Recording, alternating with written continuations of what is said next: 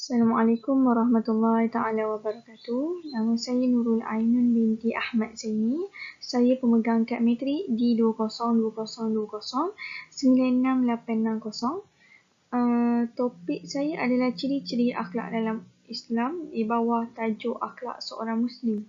Saya mengambil ayat daripada surah Al-Ahzab ayat 21. Surah Al-Ahzab ayat 21. A'udzu billahi minasyaitonir rajim. Laqad kana lakum fi rasulillahi uswatun hasanah liman kana yarjullaha wal yawmal akhir wa dzakarallaha katsira. Sadaqallahul azim. Yang bermaksud, demi sesungguhnya adalah bagi kamu pada diri Rasulullah itu ikutan yang baik, iaitu bagi orang yang sentiasa mengharapkan Allah dan balasan baik pada hari akhirat, serta ia pula menyebut dan mengingati Allah dalam keadaan susah dan senang. Tafsiran ayat surah Al-Ahzab ayat 21. Yang pertama, A'udzubillahi minasyaitonirrajim. Laqad kana lakum fi rasulillahi uswatun hasanah. Yang bermaksud, sesungguhnya adalah bagi kamu pada diri Rasulullah itu ikutan yang baik. Tafsir Ibnu Katsir menafsirkan bahawa keharusan untuk setiap Muslim mengikut segala tingkah laku dan sikap Rasulullah yang mulia. Yang kedua, sifat yang terdapat pada Rasulullah berdasarkan pada Perang Khandaq ialah sabar, tabah dan gigih. Ayat yang kedua, liman kana yarjullaha wal yawmal akhir wa dzakarallaha katsira.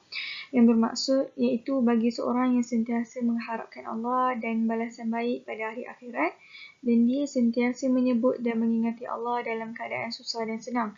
Tafsir Al-Azhar menafsirkan Rasulullah boleh menjadi suri tauladan jika seseorang itu beriman, mengharapkan keredaan dan kebahagiaan di hari akhirat kelak. Tafsir Al-Munir pula berpendapat mengharapkan pahala dari Allah yang akan diterima di hari akhir, mengharap akan pertemuan dengan Allah dengan membawa keimanan dan menyemani serta membenarkan adanya hari akhirat. Akhlak-akhlak dalam Islam yang pertama, akhlak Rabbani, iaitu memperoleh kebahagiaan di dunia dan di akhirat kelak.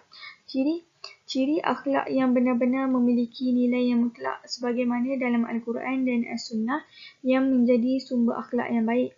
Contoh akhlak yang baik disebutkan dalam Al-Quran adalah akhlak sabar dalam surah Al-Baqarah ayat 153 yang berbunyi, A'udzubillahi minasyaitonirrajim. Ya ayyuhalladzina amanu ista'inu bis-sabri was-salah innallaha ma'as-sabirin. Yang bermaksud, wahai orang-orang beriman, mintalah pertolongan susah payah dalam menyempurnakan sesuatu perintah Tuhan dengan sabar dan solat. Sesungguhnya Allah bersama dengan orang-orang yang sabar. Yang kedua adalah akhlak universal, iaitu sesuai dengan kemanusiaan yang bersifat universal dan mencukupi segala aspek hidup manusia keseluruhannya.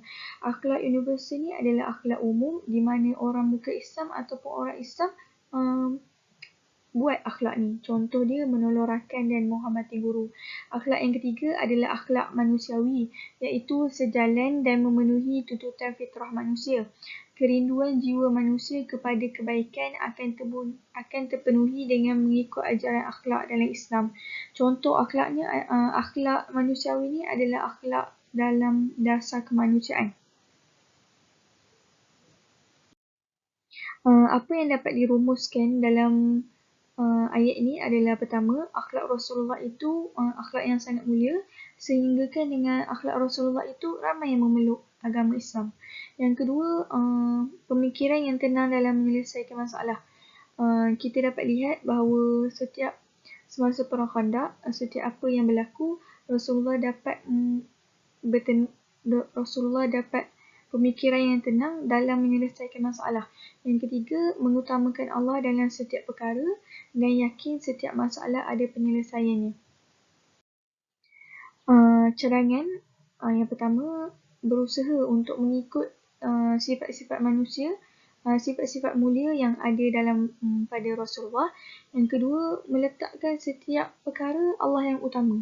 Maksudnya buat apa yang Allah suka dan larang apa dan tinggalkan apa yang Allah larang. Ini adalah sumber rujukan saja, iaitu dalam Al-Quran Al-Karim. Yang kedua, dalam Jurnal Islamic Education Rasulullah sebagai role model bagi pendidik. Dan yang ketiga, Hadis Yasin, ayat-ayat akhlak dalam Al-Quran membangun keadaban menuju kemuliaan peradaban. Dan yang ketiga, daripada rujukan slide Dr. Wahibah sendiri.